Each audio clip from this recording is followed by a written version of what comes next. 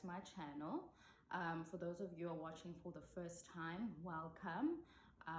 Please subscribe, like, and put on the notification bell so that when the next video is up, you're the first to know.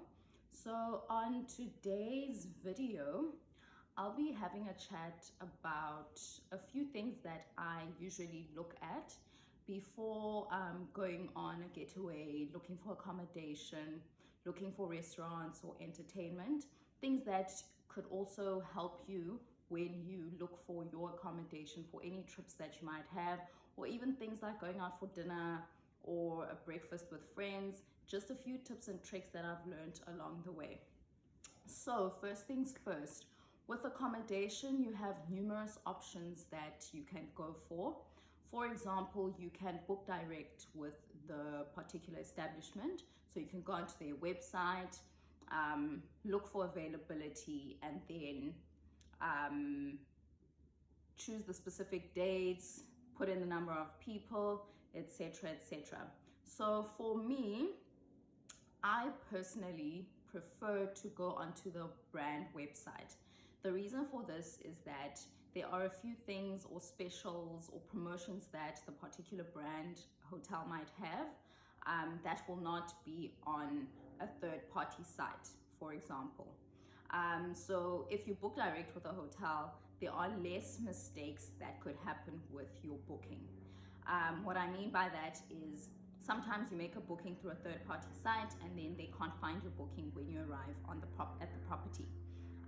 There's reasons for this, that sometimes a third party only updates the booking on the day or a few days before.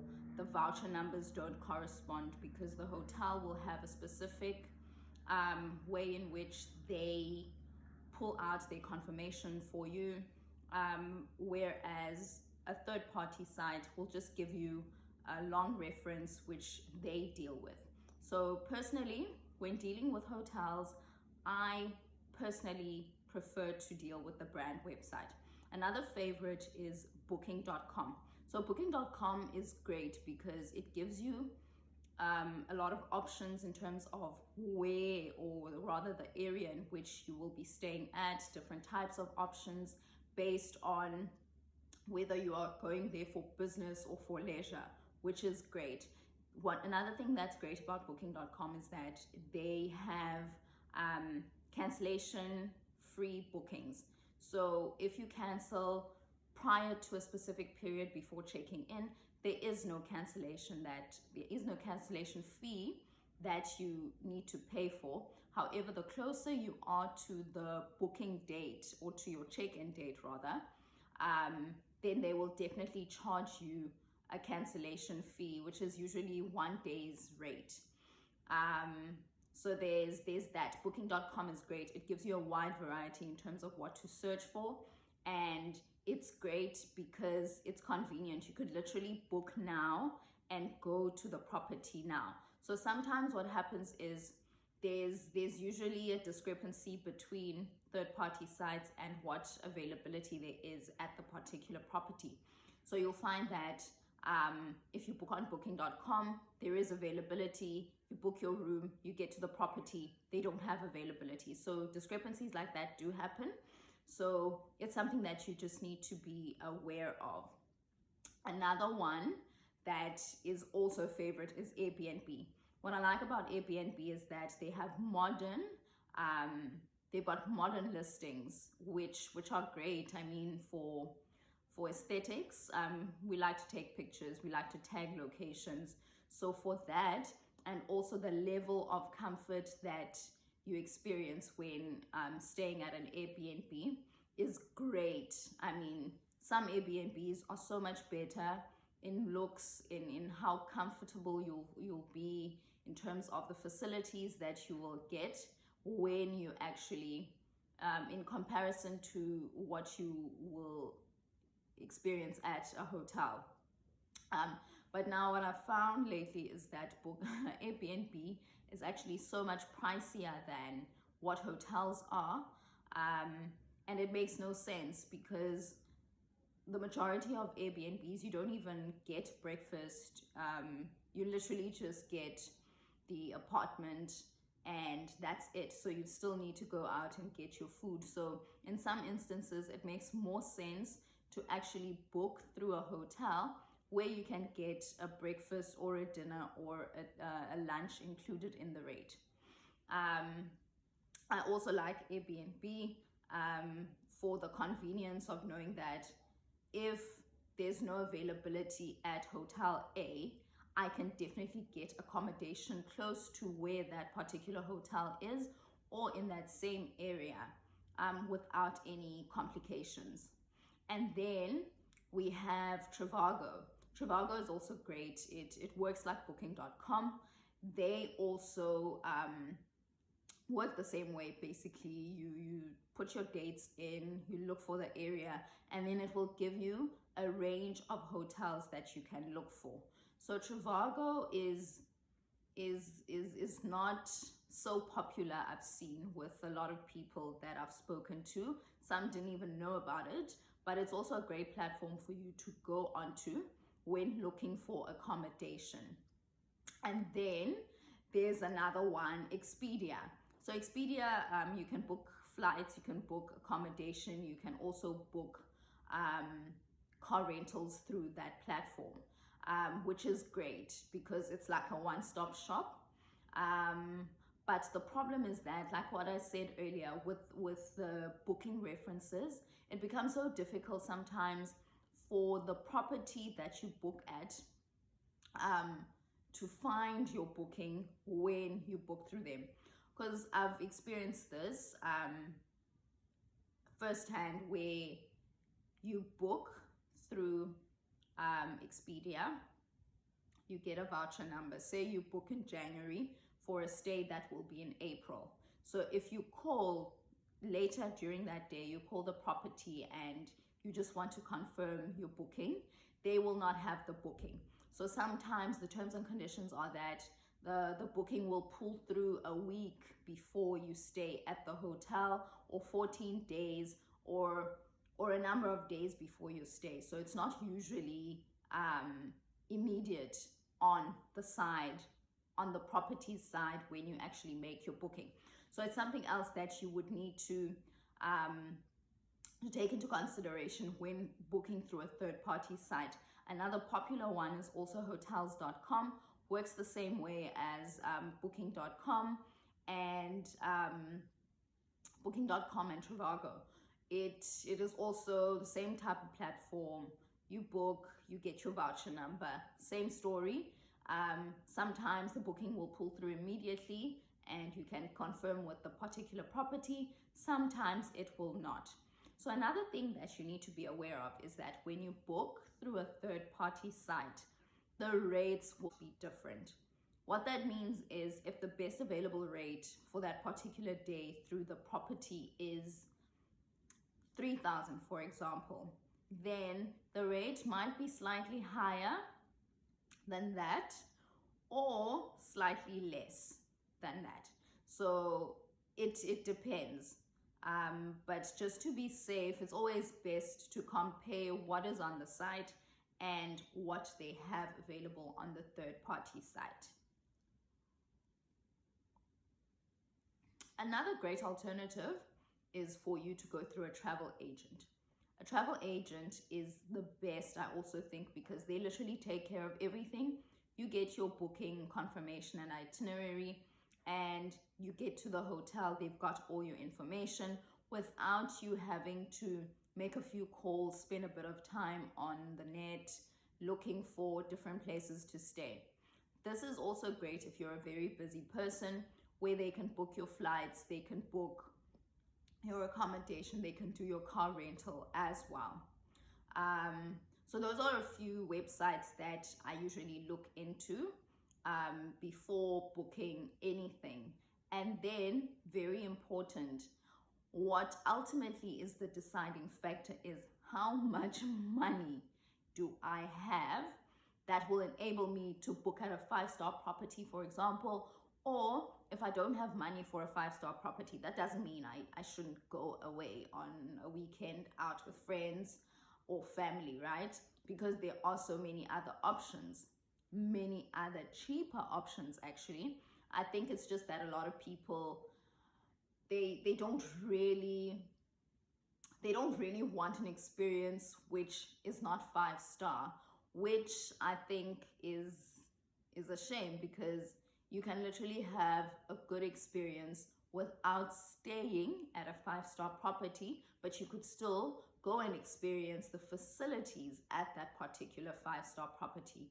And that's why you'll find that some people, when they go away on holiday, they either say they would rather stay at a hotel and be as comfortable as possible at a 5-star establishment than check for a 3 or 4-star property, save a bit of money, and have a better experience in terms of doing sightseeing, doing activities, going around the city, looking at things that they can do.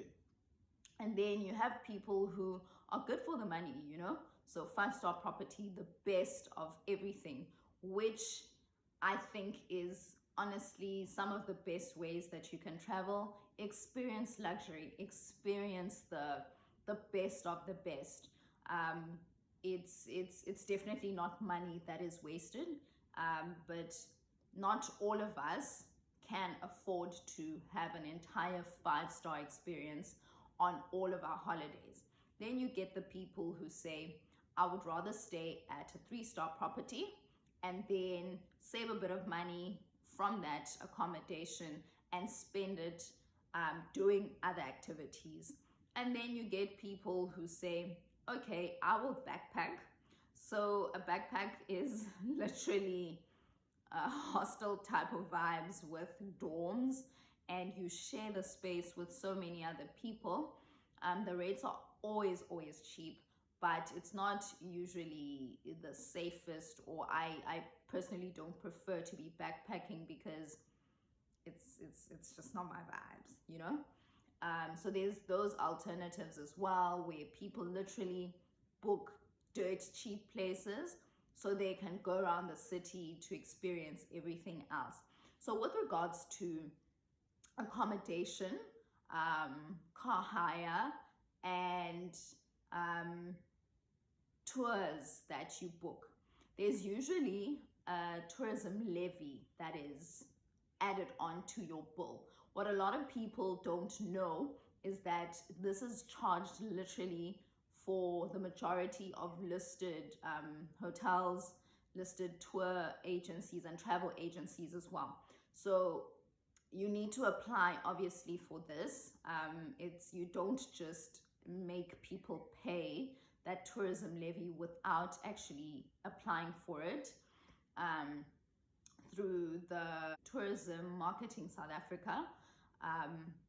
Through Tourism Marketing South Africa. So you put in your application and then they process it, and then they will give you the outcome of that. So that 1% goes into the tourism of the country, where different services are marketed so that we actually know about what is happening around our country. So a lot of people don't know this, and then they dispute it when they check out. They say, I didn't consent to this, I didn't know about this. But remember, when you make your booking, what usually happens is through a travel agent and through a hotel, they will definitely tell you before you drop the phone that this is what you have booked: a stay during these dates for a number of people. You've booked extra services, and you will also be charged a 1% tourism levy when you check out. So this is 1%.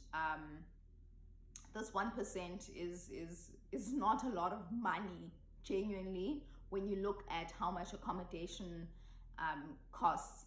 But you'll find that someone is literally up in arms over 25 rands or 20 rands. That is not a big deal. In fact, I don't even think it can go up to 20 rands unless you have a long stay at the particular property, or unless it's a property where the rates are quite high. So it's also important to take note of that you check when you are being invoiced at the end of your stay, that those things are included. Then you also get the people who don't check for anything. They just sign, pay, and go, which is great for them. However, it's always just great. It's always good to always double check before you leave the establishment that you've been charged for the services that you were provided for. Then, when it comes to restaurants, what I usually do is, because I sometimes go to a place because it's a restaurant that people are talking about, for example, or it's the flavor of the month, or there's a special that I saw or someone spoke about, or a place that I saw on TV, right? What I usually do first is I go onto social media. Social media is great because you get a balanced view of what people think of the particular restaurant. For example, someone goes to Spur. They don't have a great experience. They will write about that on Twitter. The next day, someone else goes to the exact same restaurant. They have a good experience and they write about that. So you get a very balanced view in terms of what people think of a particular restaurant. So with restaurants, I usually check on Zomato. So Zomato is a great app.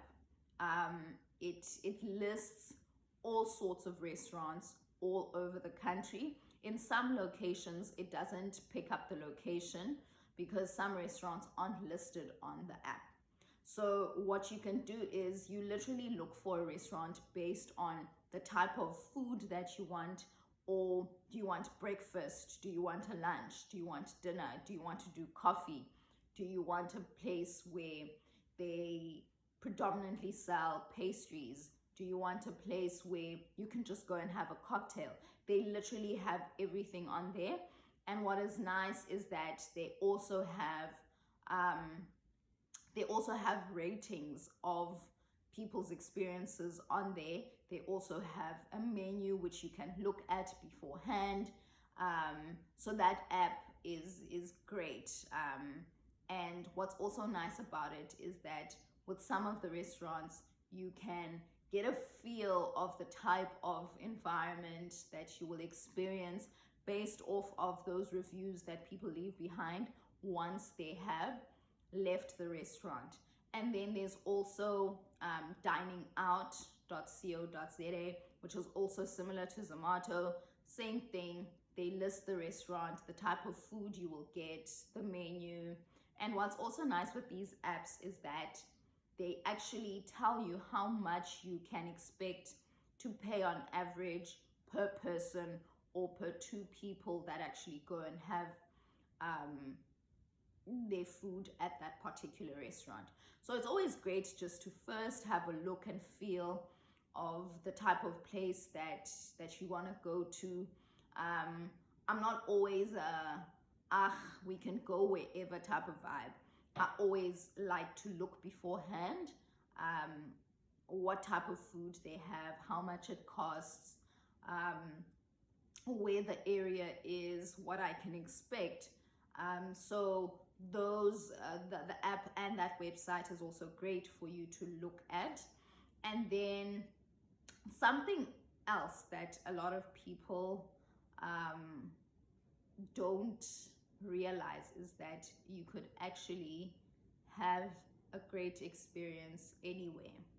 The problem is that sometimes we choose people to go with us that aren't people who like the type of things that you want to go and experience. So for example, if my friend is someone who likes being indoors and I drag them out to an experience where it's dining in the sky, for example, chances are that person will not enjoy that experience because they're a homebody type of person. So it's also very important to look at the people that you go with to a particular establishment or you want to have an experience with, that it's people who will enjoy that type of a thing with you. I mean, for someone like that, you could still order in and have a good experience at home, you know, instead of dragging out someone who is not a keen person to ever go out of the house. So those are some tips and tricks that I have learned or come across along the way, and they've helped me save a lot of money. They've helped me save time, and genuinely sometimes you get saved off of having a terrible experience, because sometimes what happens is what is advertised is not what you experience, right? So you get to a particular restaurant, they say 1, 2, and 3, and it's not what you saw on a particular website. And I mean, as a paying customer, you are more than welcome to leave. You are more than welcome to sort of even inquire, why is it that on your website you say you do 1, 2, and 3, but then when you get here, it's not the case. Okay, so you are more than welcome to ask those questions. I mean, you are not harming anyone by wanting clarity where your money is concerned. Another thing is, a lot of people will say, I will save up until I can go to a 5-star establishment before I get to experience what high tea is, for example. You don't have to do that. You don't even have to say, I want to stay at that property and experience the whole thing before I actually go for high tea. Don't do that to yourself. If you've got the money, say it costs 250 or 300 bucks for you to go and have high tea at a particular hotel or establishment, do that. I mean, it's experiences that you definitely will not regret. Obviously, it depends on the type of experience that you have when you get there, but it's important, I feel, that people go out and experience things. I used to tell my students all the time, even if you have 200 bucks and that 200 bucks means you don't have data, or you don't have, or you sacrifice 1 or 2 things in order for you to really have that experience, go for it, because you will spend the rest of your life saying, I will save up until, or I will wait until I am 30 before I do 1, 2, and 3. If anything the pandemic has taught me is that if you really want to do something, do it. Do not wait until next week. Do not wait until next year. Do not wait until you turn a particular age. Do not wait until you move cities. Do it now. And I guess that's what I wanted us to chat about. I mean, there's tips and tricks that you learn along the way. There's people you can talk to. I mean, we live in the age of social media. Use Instagram, use Twitter, use Facebook, any other platform that you are comfortable with, to do a bit of research, you know, before you go to a particular restaurant. I'm definitely not a person who likes surprises, in the sense that I don't want to randomly pick a place to go to and then get disappointed when I get there. So I definitely do a little bit of reading, a little bit of research before I go to a place. I know for people who like to do things on the spot, that is boring for them, but I'd rather be safe than sorry. And that is something that I usually look at. And all these different platforms are great to use when doing your research, when looking for accommodation. I mean, for entertainment as well, there are different platforms that you can use. There's CompuTicket, there's Web Tickets, there's Quicket as well, which you can use to look at what is happening around your area, what sort of things you can do, instead of saying that because we live in a particular city, nothing is ever happening, it's so boring. But you'll be pleasantly surprised that more often than not, there are a lot of things that you can do anywhere you are in the country, basically. And that brings me to the end of the video. So I'd like to hear from you. What experiences have you had while making a booking or getting to a hotel or a property, where you get to a place and your expectations are not met, or the experiences that you've had which were not so great. I also want to hear about the great experiences that you've had, whether it was a restaurant you visited, a flight that you booked, anything concerning the services that we use in the hospitality industry. Let me know, and we'll see what everyone has experienced. And don't forget to like, subscribe, and put on the notification bell once you're done watching this video. And I'll see you guys next time. Bye.